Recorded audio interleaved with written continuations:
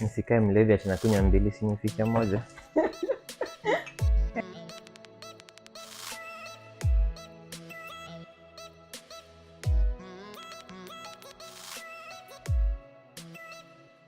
Hi everyone, welcome back to Brian's Musings. My name is Brian. Today I'm back on the interview bit and I'm honored to have a friend of mine. My name is Juliet. I'm from Kenya, 40 years old. I just turned 40. Yeah. Okay, happy Surprise! belated. Thank you. Yeah, I have a family here. I have a son and a husband. Yeah, I've lived here for 7 years. Wow, okay. Yeah. First off, you don't look a day older than 25. Oh, thank you. I'm not gonna say black don't crack. People Yeah. say that, but it's not my I think position. it cracks, but I haven't. We hope you don't crack anytime soon. I will. I feel like I'm about to crack. Exactly, because also every time I tell people my age, they're like, say, what now? Yeah. Because some people think I'm 28, 29. Yeah. And when I tell them I'm 37, almost 38, they're like, no, you're kidding.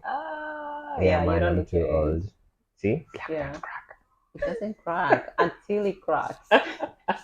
So, you've just mentioned you've been living here for 7 years. Yeah, I've lived here for 7 years. I moved here officially. We moved here officially, my husband and I, in 2014. Yeah, and we've been here since. Like we travel around, go see family and friends, vacationing. But yeah, this has been our home for the last 7 years. But yeah, that's about to end. Oh, Yeah. and? Okay. Yeah, like So many questions. yeah. Looks like the conversation is gonna just Be endless. explode. How do you mean it's about to end? Well, after 7 years, I feel like it's time for change, and we agreed on that. So we decided on our next move, and yeah, that's going to be soon. So where are you moving off to? We will move to Australia in Sydney. Oh, okay. A few good things have happened for us here. This has been our home for 7 years, so we got married. I had my wedding here in Koh Samui. Okay. Yeah, we went for 4 seasons in Koh Samui. It was beautiful, small, very small, intimate wedding. And then my son was born here, Grad. I think that's where most of the people go. And Summit event. Yeah, in Summit event. There's also Bangkok Hospital. Yeah. Every expert is just either this or that, but you know, and there's other good hospitals, I'm sure. But yeah, I was born in Grad, and we had a fantastic experience there. Yeah. Ah, wow. So what brought you to Thailand? My husband's work, actually. So he set up a company here, and at the time when we settled here, I had my shop. I used to run a shop in Kenya, in Moy Avenue. So I closed that because it was really difficult to run a business absent, like having someone else run things for you. That was really, really hard. And within time, a few months on, it just started going downhill. And at some point, I remember just having to pay for some things out of my own pocket. And when a business gets there, I think it's time to either change things or just shut it down. So you didn't get someone reliable, trustworthy to help you hold fort? They were there. I have to give credit to my sister and one of my best friends. They did the best they could, but you know, they had their lives on, they had their children, they had their work, and also, you know, they just couldn't do it. They did their best. Yeah, so they tried and I tried. Maybe there's a thing or two I could have done, but I did my best. That was my best at the time. But looking back, maybe I think that I could have done this and that and kept it going, maybe online. But I didn't. At the time, I was just focused on starting a family, so that became a priority, and took pretty much within a short time just took over. So what sort of business are you running in Kenya? I had a shop in Moy Avenue. I started with bedding. I would do like a duvet covers, pillowcases covers, stuff like that. So I started with that. That was moving very slowly, but because I think what I did like a little too good quality, I should say. Like and then the market I targeted was like just middle class. So they moved, but very, very slowly. So slowly I started to include other things like handbags and shoes and clothes for ladies. You know, ladies like to shop, especially in Kenya. I knew that because I had experience with that. So I included that, and I transitioned slowly, which was going really well. And I was loving it, like the traveling and, you know, working my own hours. And I love fashion. So yeah, I was loving it. So I didn't trust this. What's your background, educational background? I did business management for a while. I don't have like I didn't stick to school too much. So I did like a diploma in business management, and then that was it. I set up my business, and I went Mm-hmm. from there.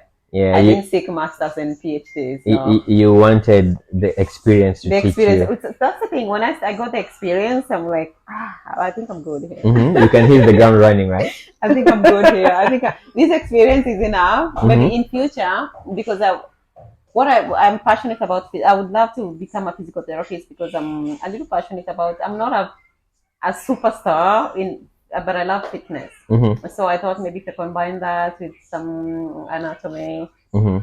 I can do maybe physical therapy, but that will send me back to school. So, but that's something maybe that will come in a year or two. Yeah. So if I was gonna go back to school, that's what I would do. Mm-hmm. Yeah. When my son was born, he was so white. He was Mm-hmm. like so fair, like as fair as his dad. Uh-huh. So I'd catch people really staring at me, maybe wondering, is that your mother? Like, but as he grew older, by the time he was one, his hair started to curl. Mm-hmm. He started to get the curls, and his skin started to turn. And I have to admit, I was really happy when that happened because now I felt, finally, now it's starting to look at me. People can really consider you as the mom, Now they can right? really, that's it. That's it. Now I get it. Like when I'm there with my son, and then my husband walks in, you can see, the person, someone is like, now I get it. Like the body language is so obvious. Uh-huh. So yeah, but he gets a lot of attention, not in a bad way. Something I've noticed about Thailand, like Thai people, they love children. Yeah, Even when they I do. was pregnant, because I had my entire pregnancy, I was here. Like I Mm-hmm. would get like all this help, and people just giving you like prioritizing you and helping you out. And when the baby came along, everybody's just so happy around children. Like children are like so precious here, and it's so Mm-hmm. good. So the language barrier, yeah. So many people ask me, so Lydia, 7 years, you must speak the language. I'm like, no, I didn't. But to me, it was due to lack of interest, honestly. I know that comes out bad and mean and rude. But Extremely mean. I know because of the, But I think I know where you're coming from. yeah, because once to me, it's pretty much lack of interest. I wasn't really interested in learning Thai Mm-hmm. because the way I looked at it, like I can get around. Like the nanny can speak English.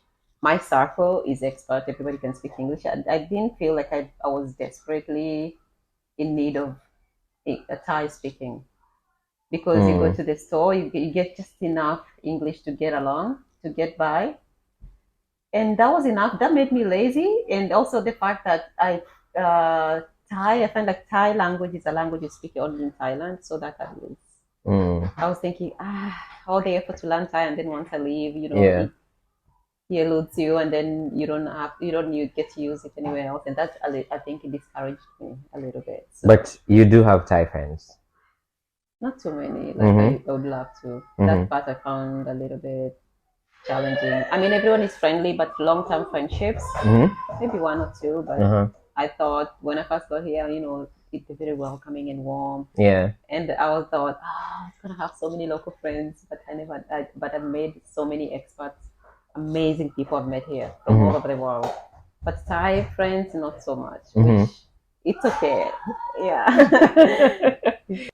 Where would you say has been your best go-to location?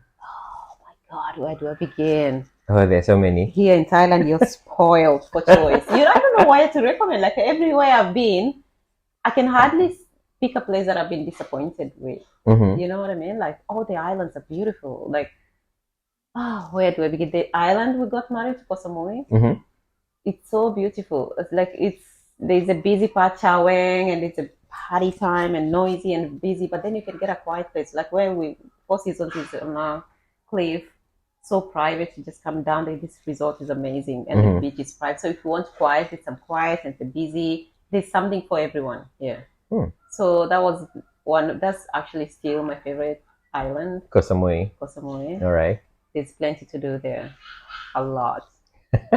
And then there's Phuket, there's Koh Phangan. That's the one place I wanted to go back before I leave, but I didn't get to do that. But I think You'll come back. I'll come back for that. Koh Phangan is just gorgeous. The sunset, the beautiful beaches, everything. And then we've got Krabi. Krabi is amazing, isn't it? Like It's so chilled. yeah, like especially after COVID, there's this bamboo beach. It's like Maldives because I've been to Maldives. So I'm like, oh my God, it's like I'm reliving the Maldives experience. It's so beautiful. The water's so clear. It's just perfect. Yeah, and then you feel there's Chiang Mai. Why am I forgetting Chiang Mai? Like I love Chiang Mai too. Because there are no beaches over there. It's just the Yeah, mountains. I'm a very mountain person. I prefer the beach, but yeah, I love Chiang I Mai. prefer the mountains. Yeah. Yeah. So we have the glamping in Kauai. We did a beautiful, beautiful place. We can do glamping, and the kids love it, and it's a good experience even for me because camping, put up the tents and all that, but they do it glamorously here. So that was really good experience. There's so much stuff to do here. And then Bangkok has been my home for 7 years. 7 years. Just go, disappear somewhere, come back to Bangkok, go, disappear, come back, and it's always just nice to get back to the city. I'm a Yeah. city person. Yeah, and also one other thing I love about Thailand is the ease of transport. Yeah, Yeah, you can easily fly to all the locations you've mentioned. Yeah, Literally an hour from Bangkok. yeah. Now from Bangkok, you can drive there. People choose to drive and just have a look at the country. Yeah. It's so good. I have a friend of mine who did like this trip. She did a really long trip with the kids in the car, and she drove around the country from here to Chiang Mai, but making pit stops everywhere, and she loved it. And she recommended me, but I never got to do it. So all these things I never got to do. But I feel like Thailand is always going to be, a home for us. We always come back for vacation. No, honestly, you've been here for 7 years already. Yeah. It's literally your home. It is, and the friends I've made here will plan to stay here for a long time, and my kids' friends will definitely come back here again and again. It's not goodbye forever. No. Sure. It's just kwaheri kwa sasa. Kwaheri kwa sasa. Yeah, see you soon. See you soon. Yeah. Tell us a little bit more about yourself. My entire life, I grew up in Kenya. My mom, my dad died when I was very little. So my mom raised us. And she moved from city to city because of work. She worked for social services. So we moved around from small town to small cities to small cities. And then we ended up in a small town in Meru. So yeah, that's where we settled. And then I was educated there for the rest of primary school and secondary school. I went to, what's the name? I wasn't there with you, so I wouldn't know. Wait a minute. I know this school. I remember. Give me a second. I'll remember this. Okay. We should call it Wayne. Okay. Girl, where did you go to high school? Remind me. St. Angelica. You know I'm forgetting because it's been so long. I'm 40. Can you imagine how long ago that was when I was in high school? 22 years? Oh, it's not 22, is it? That's because I would assume you left high school when you're 18. Oh my god. That makes it. I don't know how that makes me feel. No, don't worry. Like I said, you don't look a day older than 25. So you're good. The last time I was in high school was 22 years ago. It's like you stopped counting. No wonder I can't remember where I went. Well, to console you, the last time I was in high school. Oh, it's a long time too. I can't believe it's in 20 something. That's when you know you're old. That's when you stop counting. Like, oh, it was. But then again, life begins at 40. So does it? Yeah. I feel like that's life begins at 40. So that's something people say just to make 40 somethings. Yeah. Women especially, because they say 40 hits women harder than men, and then 50 hits men harder than women. And actually, I think that's true. It could be true.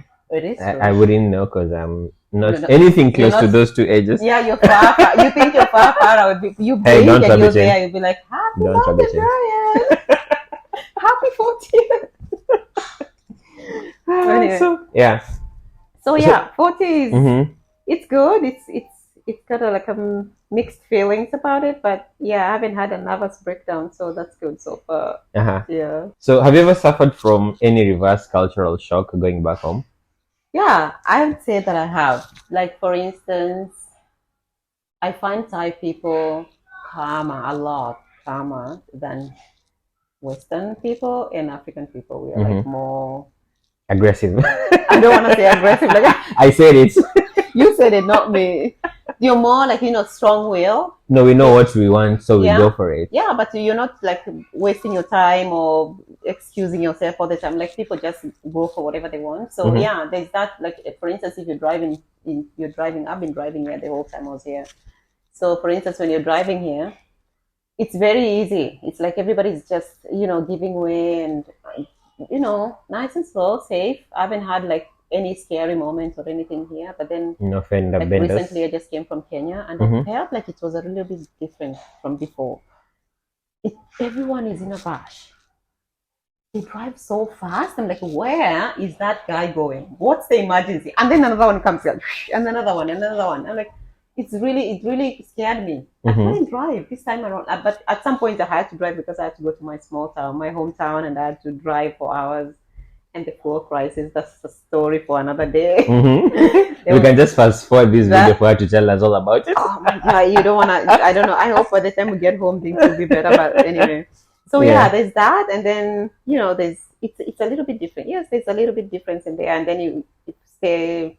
For instance, before I went to Kenya this time, I'd stayed for over 2 years before I went last time, and I was really homesick. Mm-hmm. Plus, COVID contributes to that. So by the time I went to Kenya, I was like, it was a little bit, it was a bit different and difficult, a little Mm-hmm. bit, like a little bit. It took me a minute to catch up with me, to catch up Mm-hmm. with my world, my Mm-hmm. people, my country. Mm-hmm. Yeah, it's a little bit different, a little bit too fast, I would say. Are you looking forward to the move to Sydney? Yeah, I am looking forward to it. I know it's a big change.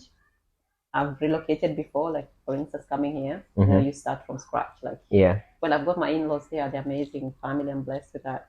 So, but it's new country, new continent, New culture. new culture. Yeah. You've got your kid, you're getting a job, your kid is starting a good new school and is making new friends. So it's a lot of things going on. You're getting a new house, you're looking for furniture. It's all stuff going around. But I know what's coming. I know what to expect. I've been there a few times, so I Mm-hmm. know I have a slight idea what it's like. So I know it's gonna be difficult, challenging. It's gonna take time. I'm willing to be patient. Mm-hmm.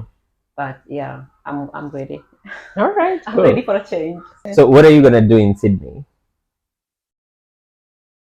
Do you have a particular job you've already earmarked, or do you wanna try your hand back in business?